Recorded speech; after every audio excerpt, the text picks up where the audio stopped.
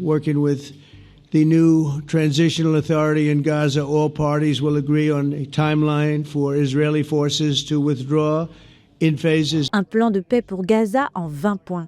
C'est ce qu'a proposé Donald Trump pour mettre fin au conflit entre Israël et le Hamas.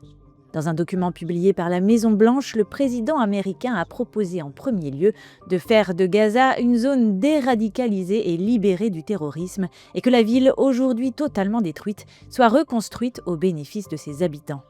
Élément phare de ce plan, la création d'un Conseil de la paix qui sera chargé d'établir le cadre et de gérer le financement de la reconstruction de Gaza jusqu'à ce que l'autorité palestinienne ait terminé son programme de réforme. A gentleman known as President Donald J. Trump of the United States. That's what I want, is some extra work to do, but it's so important that I'm willing to do it, and we'll do it right, and we're going to put leaders from other countries on, and leaders that are very distinguished leaders, and we'll have a board, and one of the people that wants to be on the board is the UK former Prime Minister, Tony Blair. Good man.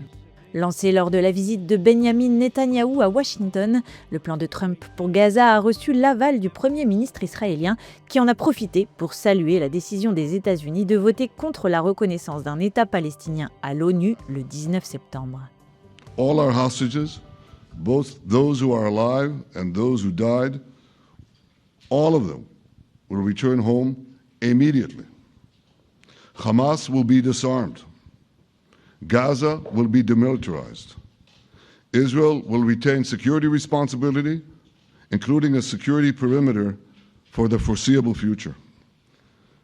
And lastly, Gaza will have a peaceful civilian administration that is run neither by Hamas nor by the Palestinian Authority. Parmi les autres points mentionnés par le document établi par le président américain, l'arrêt immédiat de la guerre dès la signature de ce plan par Israël et le Hamas, la restitution de tous les otages vivants ou décédés, le rétablissement de l'aide humanitaire à Gaza, la mise en place de manière temporaire d'un comité palestinien technocratique et apolitique dont le Hamas sera exclu, et l'engagement d'Israël à ne pas occuper ni annexer Gaza.